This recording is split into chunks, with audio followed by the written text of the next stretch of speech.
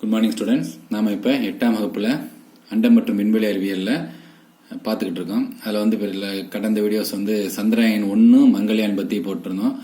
அது உங்களுக்குலாம் ரொம்ப பிடிச்சிருந்துச்சு அப்படின்னு சில பேர் கமெண்ட் பண்ணியிருந்தீங்க. உங்களுக்கு அது பிடிச்சது எனக்கு ரொம்ப சந்தோஷமாக இருந்துச்சு. இப்போ அதே மாதிரி சந்திராயன் 2 அதை பற்றியும் போதும் நிறைய விஷயங்கள் புக்கில் இல்லாத விஷயங்கள் நிறைய நம்ம இதில் பேசலாம். ஏன்னா பாடம் கொஞ்சம் போர் அடிக்கிற மாதிரி இருக்கும். அதனால நான் சில எக்ஸ்ட்ரா விஷயங்கள்லாம் உங்களுக்கு நான் சொல்கிறேன்.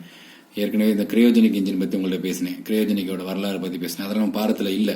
இந்த கிரையோஜெனிக் இன்ஜின்ஸ்லாம் வந்து நம்ம தெரிஞ்சுக்கிறதுக்காக உங்களுக்கு எக்ஸ்ட்ரா ஆர்வம் பண்ணுறதுக்காண்டி அந்த கிரையோஜெனிக் இன்ஜின்ஸை பற்றி நிறைய தகவல்கள் உங்களுக்கு கடந்த வீடியோக்கள்லாம் சொல்லியிருந்தேன். அதே மாதிரி இப்போ நம்ம சந்திராயன் 2 பற்றியும் புக்கில் கொஞ்சம் கொடுத்துருக்காங்க. இருந்தாலும் நம்ம அதை கொஞ்சம் லைட்டாக தெரிஞ்சுக்கலாம். இது என்ன அப்படின்னா, ஏற்கனவே சந்திராயன் 1 வந்து சக்ஸஸ்ஃபுல்லானதுனால சந்திராயன் நிலவில் வந்து போய் நீர் மூலக்கூறுகள் இருக்குது, அதில் வந்து நிறைய கனிம வளங்கள் இருக்குது, அப்புறம் அலுமினியம், மெக்னீசியம், சிலிக்கான் இந்த மாதிரிலாம் நிறைய தனிமங்கள் இருக்குது அப்படின்னு கண்டுபிடிச்சி நிறைய ஃபோட்டோஸ்லாம் அனுப்பியிருந்துச்சு. கிட்டத்தட்ட 40,000க்கு மேலே நிலவை பற்றிய ஃபோட்டோஸு நம்ம விஞ்ஞானிகளுக்கு அதை பற்றி ஆராயிறதுக்கு நிறைய ஃபோட்டோஸு சந்திராயன் 1 நம்மளுக்கு ரொம்ப சக்ஸஸ்ஃபுல்லாக கொடுத்துச்சு. ஸோ அதனால் என்ன பண்ணாங்க, அதுக்கப்புறம் மங்கள்யான் அனுப்புனாங்க. அதுக்கப்புறம் லாஸ்ட்டாக சந்திராயன் 2 Part 2 அனுப்புனாங்க. இது வந்து பார்த்தீங்கன்னா சந்திராயன் 2 வந்து நம்மளுக்கு சக்ஸஸா அப்படின்னு பார்த்தீங்கன்னா பாதி சக்ஸஸ் பாதி ஃபெயிலியர் அப்படிதான் சொல்லணும். இதை கரெக்டாக சொல்றதுன்னா, அக்யூரேட்டாக சொல்றதுன்னா பாதி தான் சக்ஸஸ் பாதி ஃபெயிலியர். அது என்ன சக்ஸஸ் என்ன ஃபெயிலியர் அப்படிங்கிறத நம்ம பார்ப்போம். சந்திராயன் 2 அப்படிங்கிறது வந்து எப்போ பண்ணாங்க, அது சந்திராயன் 1 வந்து 2008 லான்ச் பண்ணாங்கன்னு. இது வந்து 2019 ஜூலை 22. இந்த டேட்லாம் நீங்கள் நல்லா ஞாபகம் வச்சுக்கணும். கேட்பாங்க உண்மார்க்கில் என்ன அவசியம் இதெல்லாம் கேட்பாங்க. சந்திராயன் 2 வந்து 2019 23 ISRO அதே மாதிரி தான் சதீஷ் தவான்லேருந்து பண்ணாங்க. இதில் ஒரு வார்த்தை கொடுத்துருந்தாங்க, அதிக சிக்கலான திட்டம் அப்படின்னு சொல்லியிருந்தாங்க. என்ன அப்படின்னா 1969 தான் நம்ம நிலாவில் வந்து மனிதன் வந்து அமெரிக்காக்காரங்க மட்டும்தான் என்ன பண்ணாங்க, இதுவரை நிலாவில் போய் காலை எடுத்து வச்சது வேற யாரும் இருக்கல. 1969 ஜூலை 20 அமெரிக்கா வந்து அப்போலோ 11 அப்படிங்கிற விண்கலத்தில் ஆம்ஸ்டாங் ஒரு 3 பேர் போனாங்க. ஆம்ஸ்டாங் எடுத்து கால் எடுத்து வச்சார் நிலாவில்.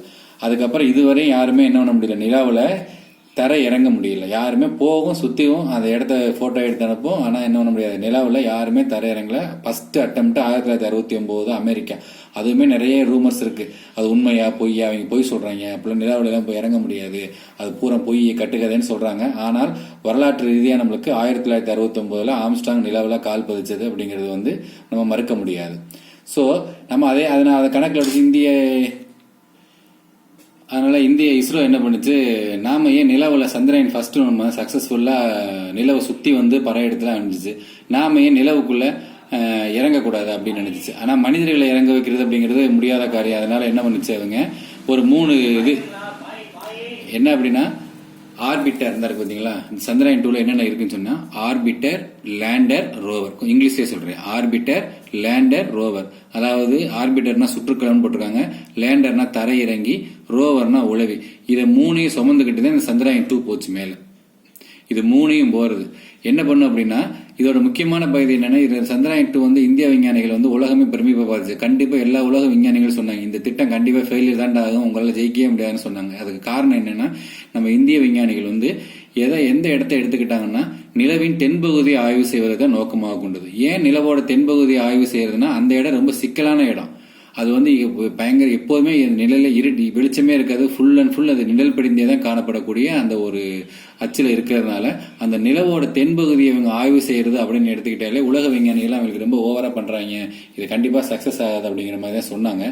அதே மாதிரி சக்சஸ் ஆகலைனாலும் நம்ம வந்து பாதி சக்சஸ் காட்டிட்டோம். 50% நம்மள்ட்ட இருக்கக்கூடிய வசதிகளை வச்சு, நம்மளோட தயாரிப்புகளை வச்சு 50% சக்சஸை காட்டிட்டோம். அதுவே நம்ம விஞ்ஞானிகளுக்கு ஒரு பெரிய பேரு மரியாதை தான்.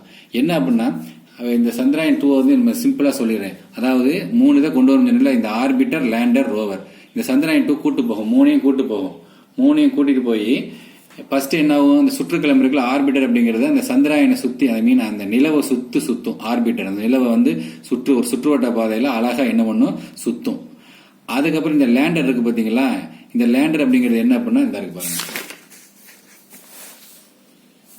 இதுதான் லேண்டர். இதுக்கு பேர் விக்ரம் லேண்டர்னு சொன்னாங்க. விக்ரம் சாராபாய் அவரோட நினைவா விக்ரம் சொன்னாங்க. இந்த லேண்டர் வந்து என்ன அப்படின்னா, அந்த ஆர்பிட்ல இருந்து இந்த லேண்டர் வந்து நிலவை சுத்திக்கிட்டு இருக்கும். நிலவை நோக்கி இந்த இது மட்டும் தனியா அதுல இருந்து பிரிஞ்சு போகும். இந்த லேண்டர் மட்டும், இந்த விக்ரம் தரையிறங்கி லேண்டர் மட்டும் தனியா பிரிஞ்சு போகும். அதுக்கப்புறம் இந்த குட்டி இருக்கு பத்தியா, இதுக்கு பேர் வந்து பிரக்யான். அதாவது சமஸ்கிருத சொல்லலாம். ஆரம்பத்தில் இந்த சமஸ்கிருதம் இல்லாம தமிழ் வச்சிருந்தா கூட சக்சஸ் ஆயிருக்கும். சமஸ்கிருத சொல் வந்து பிரக்யான். பிரக்யான் அப்படிங்கிறது என்ன அப்படின்னா, அது ஒரு 6 சக்கரங்களுடைய ஒரு ரோபோ வாகனம். 6 சக்கரங்களுடைய ரோபோ வாகனம். தமிழ்ல வந்து பிரக்யான அறிவு அப்படின்னு அர்த்தமா.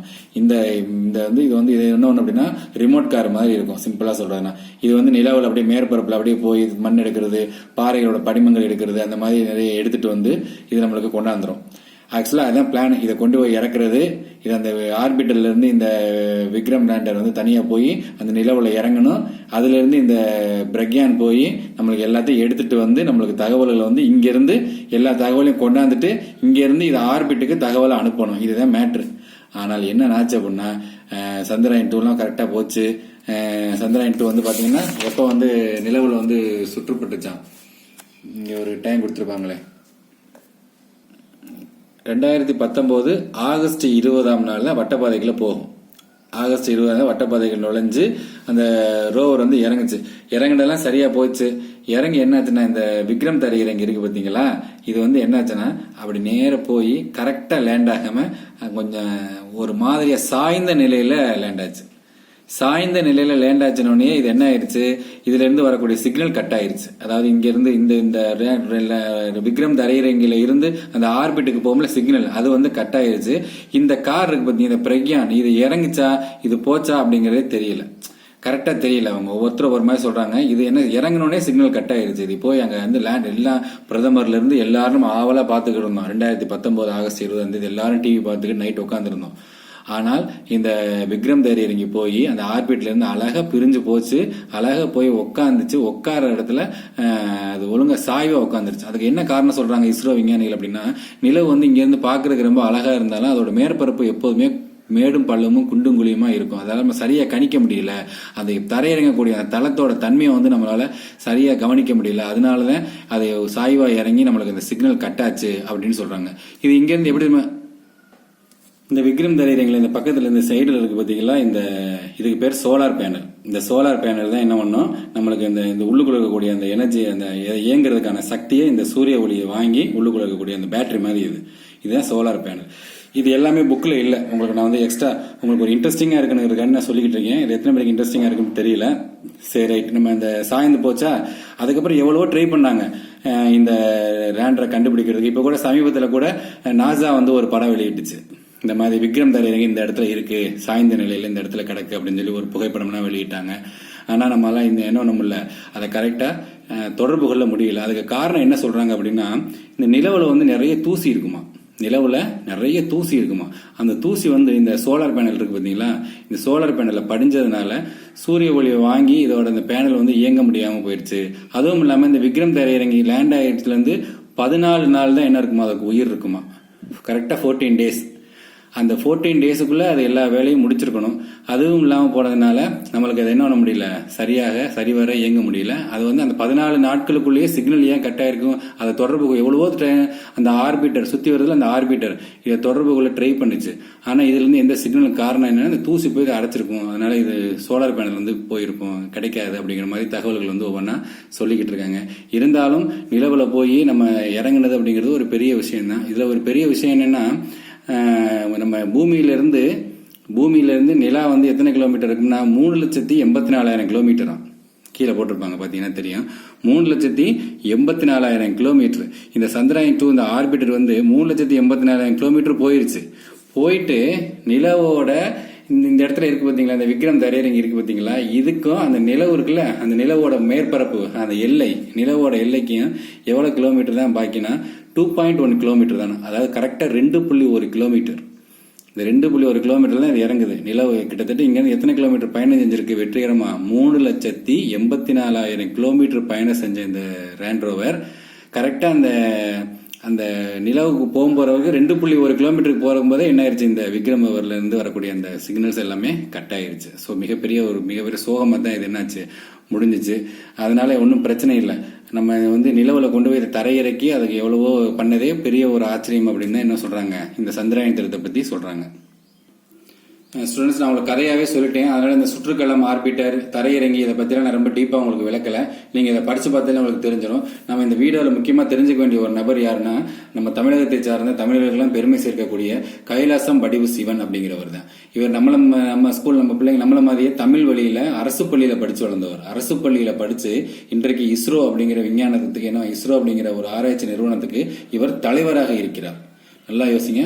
அந்த தமிழ் மீடியத்தில் படித்தவர், கவர்மெண்ட் ஸ்கூலில் படித்தவர். உங்களை மாதிரி கவர்மெண்ட் ஸ்கூலில் படித்து ஒரு மிகப்பெரிய பதவிக்கு தாய்மொழியில் படித்து பெரிய நிலைமைக்கு போனவர்கள் இந்த கைலாசம் வடிவும் சிவன் அப்படிங்கிறவர் சொல்கிறான். இவரை பற்றி நம்ம கண்டிப்பாக தெரிஞ்சுக்கணும். ஏன்னா மிகப்பெரிய இன்ஸ்பிரேஷன் இவர் வந்து கன்னியாகுமரி மாவட்டத்தில் சரக்கல் விளை அப்படிங்கிற ஊரை போயிருக்காரு.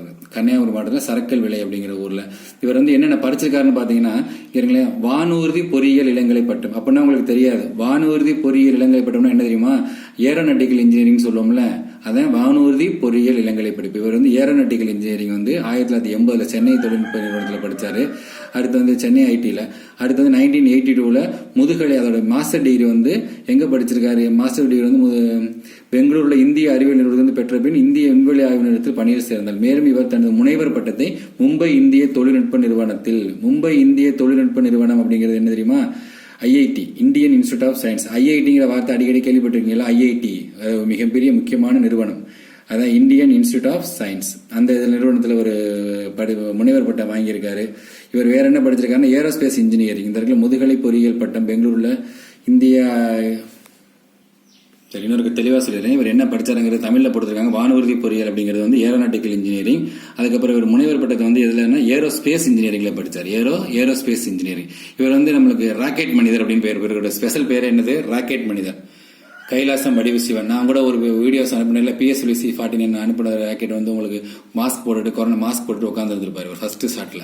அவர் தான் இவர் ராக்கெட் மனிதர் என்று அழைக்கப்படுகிறார். ரொம்ப முக்கியமான இந்த கிரியோஜெனிக் இன்ஜின் சொன்னோம்ல, கிரியோஜெனிக் இன்ஜின், அந்த கிரியோஜெனிக் இன்ஜின் தயாரிப்புல இவரோட பங்கு மிக அளப்பரியது. சரிங்களா? இது இப்போ சூப்பராக பார்த்தாச்சு. இப்போ நம்ம சந்திராயன் 2 மேலும் தெரிந்து கொள்க. அந்த சந்திராயன் 2 பற்றி நம்ம எல்லாமே ரொம்ப தெளிவாக நம்ம பார்த்துட்டோம்னு நினைக்கிறேன். இனிமேல் அடுத்த வீடியோஸில் உங்களுக்கு பாடம் கிட்டத்தட்ட நெருக்கி முடிஞ்சிருச்சு. நம்ம அடுத்த வீடியோஸில் வந்து இவ்வளோ விண்வெளியில் படிச்சுட்டு நம்ம நாசா வந்து விடக்கூடாது. ஏன்னா நாசா வந்து ரொம்ப அட்வான்ஸ். எப்படி அட்வான்ஸ் அப்படின்னா, நம்மளோட இஸ்ரோ வந்து 1969 நான் ஏற்கனவே சொன்ன மாதிரி அடிக்கல் நாட்டப்பட்டது. தொடங்கணும் 1969 தான் தொடங்கணும். ஆனால் 1960 என்ன பண்ணிட்டாங்க நம்மளுக்கு, இந்த நாசாக்காரங்க என்ன பண்ணிட்டாங்க, நிலாவுக்கு போயிட்டாங்க. சாரி 1969 தான் போனாங்க நிலாவுக்கு. இந்த நாசாவுக்கு நம்ம கம்பேர் பண்ணும்போது நம்ம தான் பெஸ்ட்னு சொல்லிக்கலாம். ஏன்னு கேளுவேன், 1969 நாசா வந்து மனிதர்களை வந்து நிலவுக்கே அனுப்பிடுச்சு. நம்ம 1969 தான் இந்த இந்தியன் ஸ்பேஸ் ரிசர்ச் ஆர்கனைசேஷனை ஆரம்பிக்கிறோம். அவங்க எப்பயோ போனும்போது நம்ம ஆரம்பிச்சு அதுக்கப்புறம் அவங்களோட போட்டி, அவங்க இன்னும் சொல்ல போனால் அவங்களுக்கு ஈக்குவலாக நம்ம வளர்ந்து வந்துகிட்டு இருக்கோம். அப்போ நம்ம இந்திய விஞ்ஞானிகளோட பங்களிப்பு மிகவும் பாராட்டக்கூடியது. ஸோ நம்ம அடுத்த வீடியோவில் நாசாவை பற்றி பார்ப்போம்.